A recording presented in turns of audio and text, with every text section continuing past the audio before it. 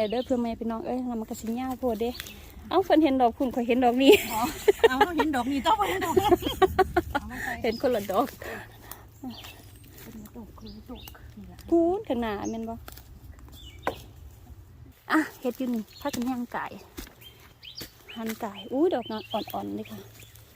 อุ้ยมุด